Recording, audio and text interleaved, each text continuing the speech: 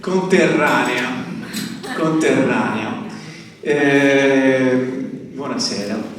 Allora, vorrei che tu spiegassi nella tua icona che vedrete qui di fronte che cosa rappresenti, perché l'icona sembra qualcosa di qualcuno la interpreta qualcosa di antico, che rimane antico, no? Invece c'è la possibilità, diciamo così, nei limiti della tecnica, nei limiti delle regole, diciamo, stringenti dell'iconografia, di fare qualcosa anche, chiamiamolo di nuovo, ma insomma qualcosa di interessante. Quindi vorrei che tu raccontassi che cosa rappresenti nella tua icona e il motivo per cui l'hai fatto.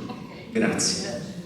Allora, tutto nasce da un percorso che ha fatto la scuola di iconografia di Seriate, un percorso sul giubileo appunto della Speranza del 2025. Io, diciamo, avevo sempre un po' desiderato non restare legata all'iconografia canonica, cioè nel senso accoppiare sempre le opere antiche e basta. Mi sarebbe, appunto, mi piace cercare di, come si dice, di approcciarmi anche all'iconografia di santi più recenti, di cui ci sono poche icone, quindi ho deciso di fare questo ciclo di conferenze, cioè di partecipare a questo ciclo, scusate sono un po'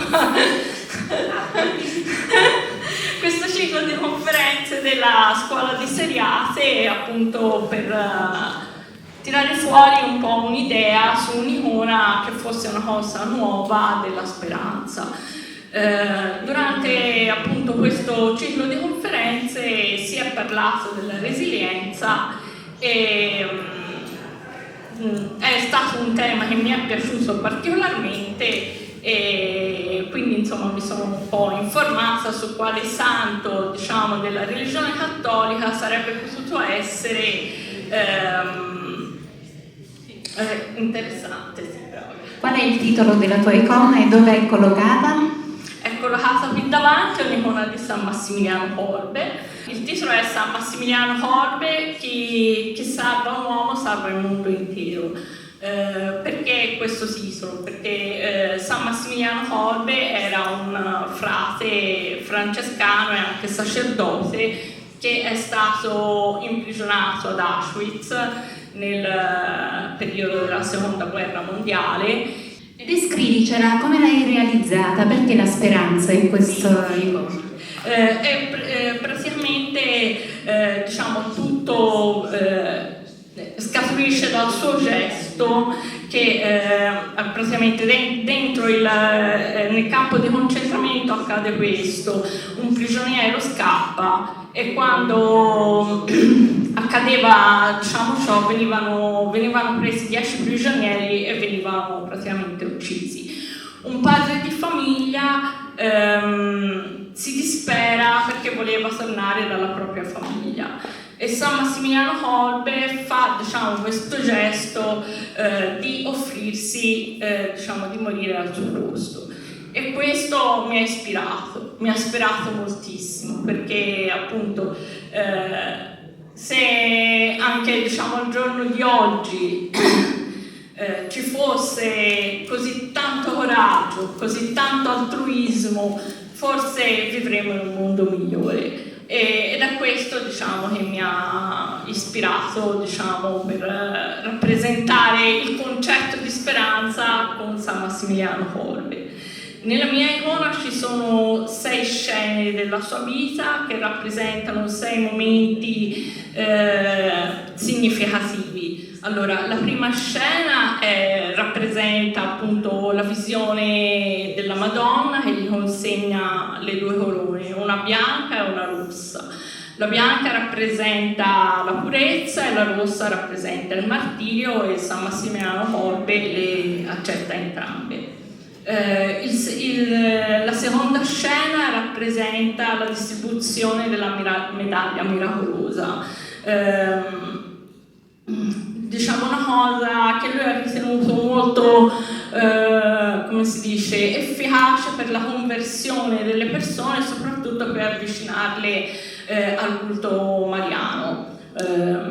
La terza scena fa vedere la costruzione del convento di Niepokalov, che è considerato insomma uno dei conventi francescani più importanti. La quarta scena è quella che fa vedere appunto quando lui si sostituisce al padre di famiglia e il soldato nazista appunto acconsente a questa sostituzione. La sesta scena è una scena un po' che ho pensato io un po' simbolica, praticamente rappresenta un edificio del campo di concentramento di Auschwitz con tante finestre, dove in diverse di queste ho rappresentato San Massimiliano Kolbe con una croce in mano a rappresentare proprio la luce della fede che appunto può anche, diciamo, come si dice, aiutare nei momenti più bui. E l'ultima scena è la sua morte e si vede il nostro Signore Gesù Cristo, l'anima in mano per portarla in cielo. Perfetto, grazie. Una curiosità, un applauso, sì. Quanto tempo ci vuole per realizzare un'opera del genere? Devo dire 2 parole sulla tecnica? Sì.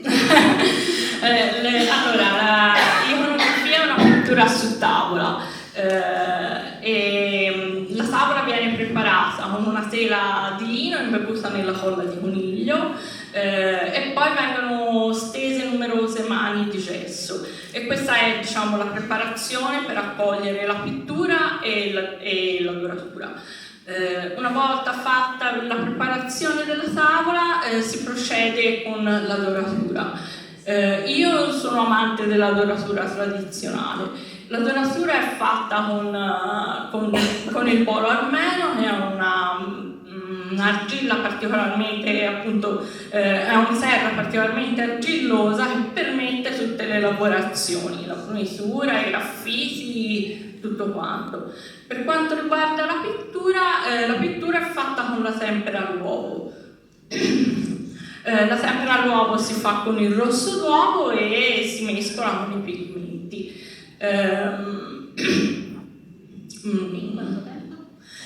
Il tempo circa un paio di mesi, diciamo. In questo caso c'è stata anche tutta, diciamo, la preparazione di studiare il disegno alla scuola di Seriate, che è iniziata circa un anno prima. Perfetto, grazie. Grazie, un applauso. Allora, guarda, ti faccio premiare Aaron Busi, che lui è quello che porta l'iconografia in Italia e all'estero, e quindi questo è il premio per te. Vengo di qua, scusami. Grazie. Di là. Resta ferma perché se no le foto erano molto mosse, e ti ringraziamo anche di questa descrizione di queste opere che vi impegnano così tanto. Grazie ancora. Oltre al mazzolino di fiori ti porti un mazzolino anche di emozioni.